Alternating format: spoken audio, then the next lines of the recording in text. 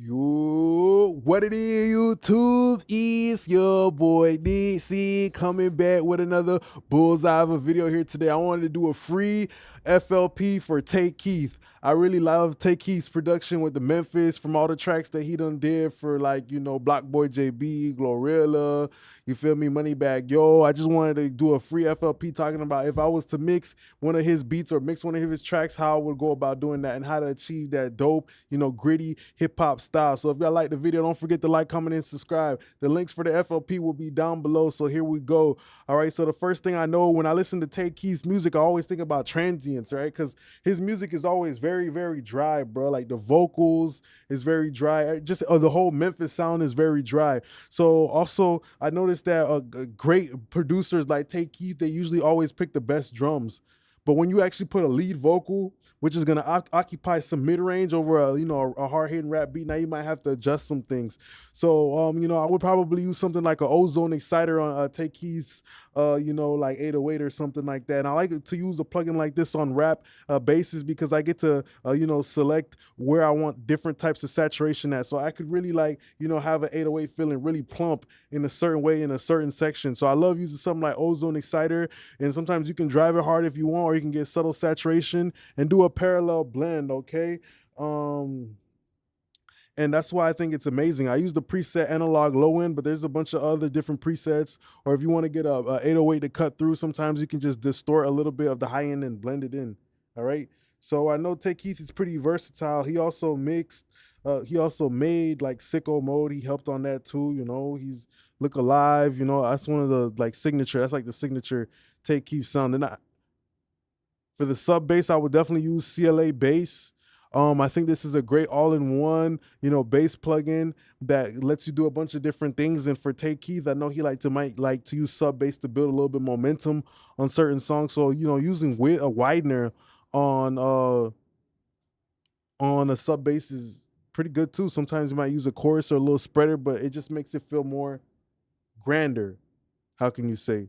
All right, then we have a kick. I would definitely use a Pultec EQP1A and a DBX 160. A Pultec is great for giving that big low end, that big thumping kick that Take Keith has a lot of the times. Sometimes you might get the stems to the beat, and maybe the beat was made in FL Studio, and the way they bounced it out, that same grit might not be there. So that's why using a plugin like the Pultec is great. And the DBX 160 is good too. It's a VCA compressor that helps bring snap out of kicks, and it really has a great mid-range emphasis, and I think it would be perfect for that hardcore Memphis style type of stuff. All right.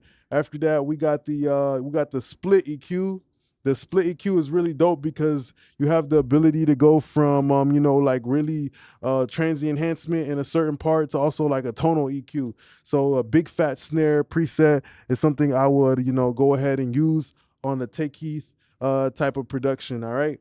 Hi-hats, I'd keep it pretty basic for that stuff, but I would let it go to a clipper of some sorts, whether it's standard clip, if FL Studio clipper, gold clip. Clippers are great because they bring a little bit of that hot sauce main to the mid-range of a drum kit, right? So I think that it's important to know that, the clippers are great tools for hot sauce, but not all songs need hot sauce. Like certain R&B songs, like love songs, sometimes they don't need the clipper. You feel me? They don't need that hot sauce because that hot sauce is a tone. It's an aggressive, angry tone that brings a certain movement, a certain emotional picture to the drums and stuff like that. So that's kind of how I see all the plugins is like crayons. Like when I was in elementary school, certain colors in the drawing book is going to produce a certain type of picture. All right.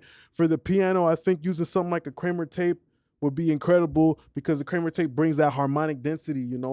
With Take Keith's music, hip hop in general, you don't just want the drums to hit hard, but you just want everything to feel big. You don't want something to be small in comparison. If you go to a restaurant, they give you a big ass burger, but these little ass, shredded fries, it might not feel right. You feel me? Because the difference in size between those two things is a little bit distant, so it feels disconnected. So that's why I'll use something like a Kramer tape, and I love how Kramer tape can often smooth off a harsh transients and stuff like that, okay?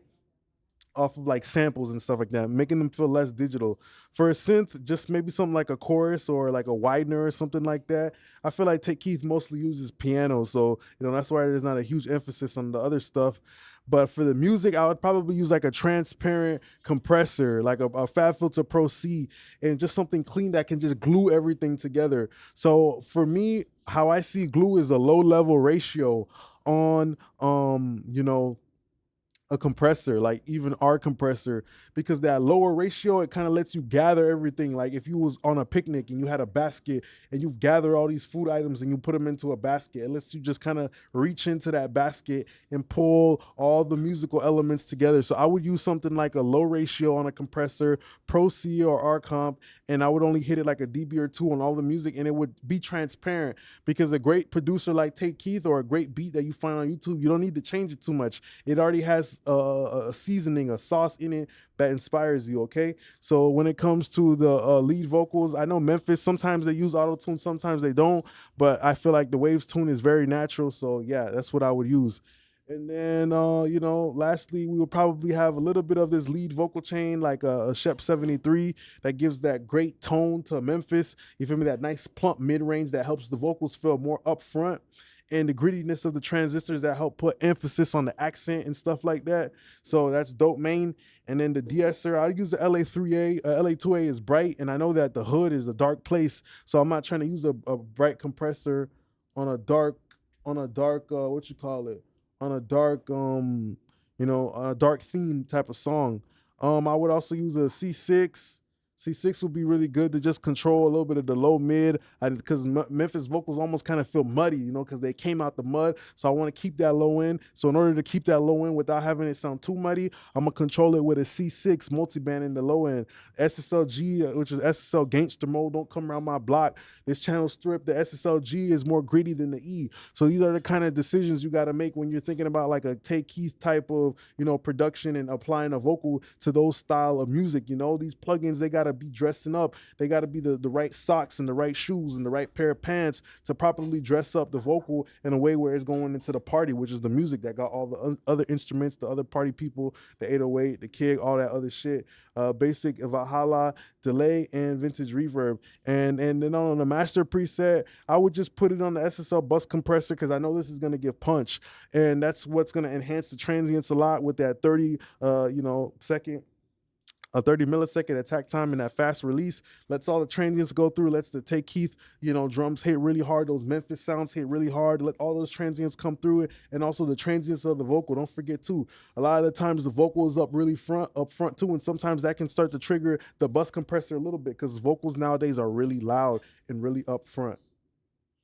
I'd use OZONE 11. Just a little bit of stereo imager to spread out the top end so you can hear like the reverb and the ambience and the music a little bit better, in contrast to the hard hitting drums. And any little resonances that might clash together, because there's so much mid-range and the clipper distorting, I would definitely use the OZONE stabilizer on the cut mode just to cut out some of the little distortion, just getting the track to sound a little bit more clean, like it went in the shower and it washed his face, washed his hair real quick, and just kind of got, dappered up real fast. And then I use pretty much a basic Pro L on a Tate Keith type of song, but then I would use the dynamic mode, all right? So that's pretty much the end of the video. Don't forget to like, comment, and subscribe. You want to get the preset, it's going to be down below in the, the description or the comments for free, okay? So I just want to say appreciate it. Don't forget to comment. You want to support the channel, check the links in the comments. Let me know what you think. Appreciate y'all now, YouTube gang. Peace.